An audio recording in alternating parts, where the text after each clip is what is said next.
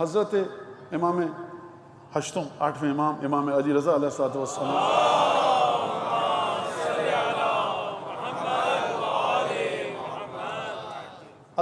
الا وان لکل امام بیعۃ فی عنق اولیاءہ و شیعتہ، ہر امام کی بیعت کا طوق ان کے چاہنے والے شیعوں کے گلوں میں ہے۔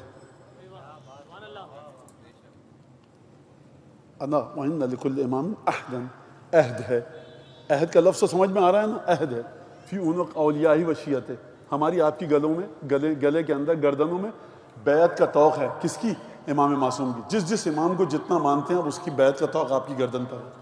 اور پھر فرمایا وَأَلَا وَمِنْ حُسْنِ الْأَدَاءِ، اور دیکھو اس عہد کی ادائیگی اگر تمہیں کرنی ہے نا، اور اس وعدے کی پاسداری جو تمہارے امام کے ساتھ عہد و پیمان ہے، تو کیا ہے وہ زیارت و قبورہم، ان کی قبروں کی زیارت کو جاؤ۔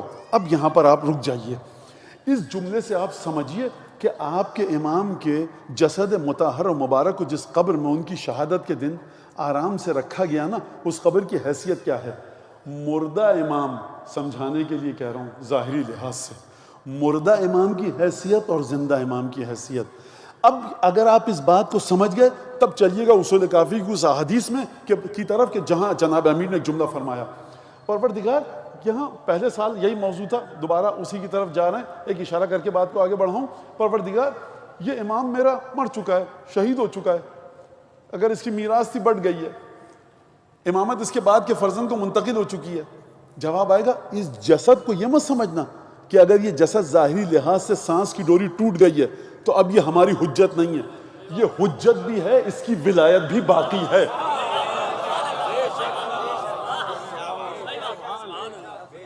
یعنی رسول خدا چلے گئے، رسول خدا رسول ہیں کہ نہیں ہیں؟ وہ پتہ ہو سکتا ہے کیونکہ مر تو چکے ہیں وہ، تو اچھا نہیں ہے رسول، تو قرآن کیا کہہ رہا ہے؟ رسول ہیں، آپ کیا نہیں؟ تو عقائد کو سمجھے اب احادیث و قرآن کے ذریعے۔ اچھا اگر قرآن یہ کہہ رہا ہے، معذرت جامع کبیرہ یہ کہہ رہی ہے وَعَلَى مَنْ جَحَدَ وِلَایَتَكُمْ غَضَبُ الرَّحْمَنِ، اے آئمہ جو آپ کی ولایت کو ٹھکرائے۔ دیکھیے آپ جناب امیر سے لے کر امام عسکری کی ولایت کو ٹھکرا دیجئے، کیونکہ وہ تو امام ہی نہیں ہے اور امام زمانہ غائب ہے۔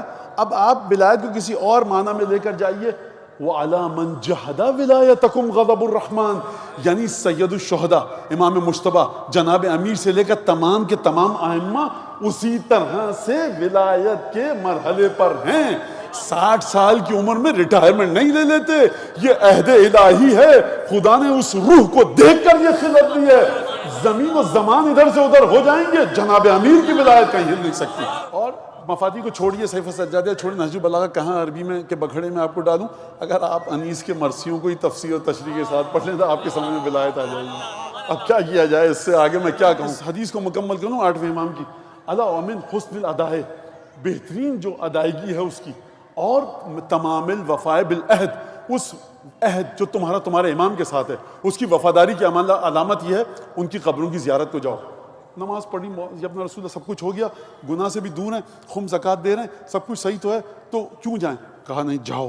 امام سجاد آ سکتے ہیں ناقے پہ بیٹھ کے نجف، امام سجاد جا سکتے ہیں کربلا، امام صادق جا رہے ہیں زیارت جناب امیر کے لیے، امام ہادی جا رہے ہیں سامرہ کے سفر میں، جب نجف سے گزرے تو وہاں پر 18 ذی الحجہ کو رک کر زیارت پڑھی 10ویں امام نے، امام علی نقی علیہ السلام نے، اور وہ زیارت غدیریہ کے نام سے موسوم ہے۔ وہ زیارت پتہ ہے کیا ہے؟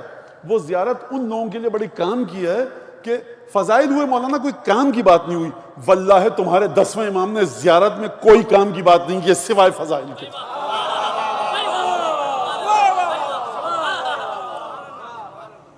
خوب دیکھیے، خوب توجہ کیجیے گا۔ اچھا اب یہ بھی مصیبت ہے، مولانا کہتے ہیں کوئی کام کی بات نہیں کی ہے، اب آپ سمجھ جاتے ہیں، جو لوگ کہتے ہیں کوئی کام کی بات نہیں کی، یاد رکھیے اگر آپ کے بچے نماز پڑھتے رہے، روزہ رکھتے رہے، فضائل کے سلسلے میں ہاں بس ٹھیک ہے امام تھے، اب کیا فائدہ، آپ روئے پیٹے جا رہے ہیں، اور اتنی محبت اور یہ سب چیزیں، انتہائی احمق، نادان، بے وقوف اور گاؤدی نسل تربیت ہوگی جو کسی کام کی نہیں ہوگی۔ کرواتے رہو اٹھک بیٹھک، رگڑواتے رہو پیشانیاں، فاقہ کرواتے رہو رمضان کا، اس کو تمیز ہی نہیں ہے خانوادہ نبوت کی۔